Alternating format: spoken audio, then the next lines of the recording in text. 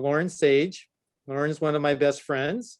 We spend a lot of time together. She lives close by, which is very convenient. We walk and talk a lot. I met Lauren when she worked at Things Remembered and have been through some of her transitions that she's going to tell you about. Hello, I'm Lauren Saige, and this is Evolution, my story. What makes an artist? The places we've lived and grown up in all play a role in making us who we are and how we interpret the world. While I was born in Mississippi, it was our time in New Orleans that planted happy memories in my soul. We lived in Marrero, Louisiana, hemmed in between New Orleans and the Gulf of Mexico. The Mississippi and bayous were fertile ground for my young imagination.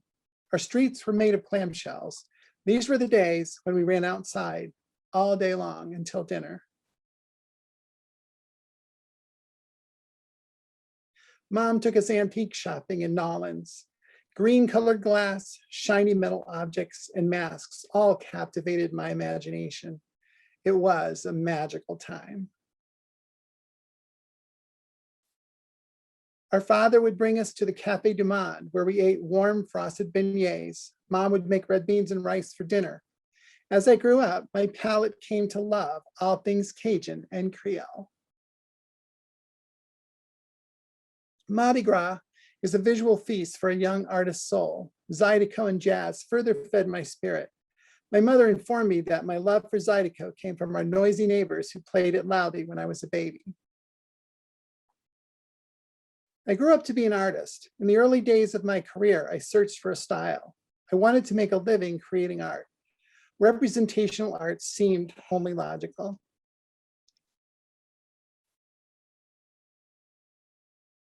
I was interested in how things were made. My career started at a studio that specialized in technical art and manuals. These are all traditional airbrush illustrations. I thought I'd found my niche.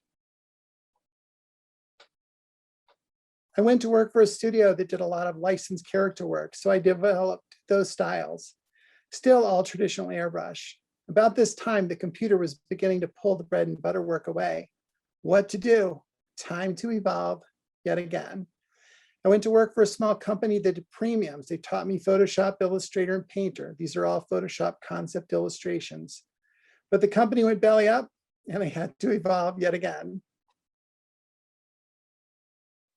I went to work for a studio in Chicago as an illustrator, but they turned me into a digital retoucher for the Virginia Suns account. Here I combined illustration skills with retouching, including integrating 3D cigarettes and cartons into the photos. In the meantime, I still saw myself as an illustrator. So I created various digital illustrations similar to my traditional work, but this time combined with 3D. In the meantime, the cigarette companies came under fire from the government and I had to evolve yet again. My time in New Orleans, combined with all I had learned, made me the perfect fit for the Bradford Exchange, designing ornaments and music boxes, all done in 3D and Photoshop, meshing them together into photographic backgrounds for virtual market tests. But after 11 years, I was becoming restless. I went back and I developed a new fresh style. The soft early morning coloration, reminiscent of the light play with fog I had seen as a child in the bayou, came easily. Can you see it? I had planned to test out the royalty markets, but another opportunity came knocking, and the evolution would continue.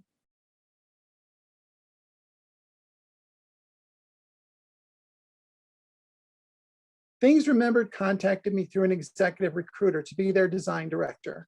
Here, the influence of Mardi Gras and those antique shops made me the perfect fit, designing ornaments, music boxes, snow globes, and women's accessories. It was here that I was able to travel to China, Hong Kong, London, Paris. Who could imagine where that little child from the Louisiana Bayou would go? But fate would have it that the times were changing, and just as the pandemic hit, I was forced into early retirement. I had a great 30-year run, but it was time to evolve again. I dreamed of being an over-the-road trucker for years. I enrolled in the Hamrick truck driving school. For 6 weeks in the heat of August, I learned to double clutch and maneuver a 53-foot trailer, graduated, and obtained a Class A commercial driver's license. This is Big Blue and me. We've driven from Houston along the Gulf up the eastern seaboard to upper New York State, West Virginia, the Blue Ridge Mountains, Kentucky, Alabama, Mississippi, Nashville, Tennessee, passing all my childhood homes along the way. I'm working on a blog to share my journey with women or anyone who may be interested in a career as a trucker. We currently have 12% female truckers at Warner and growing. Happy travels and see you on the road.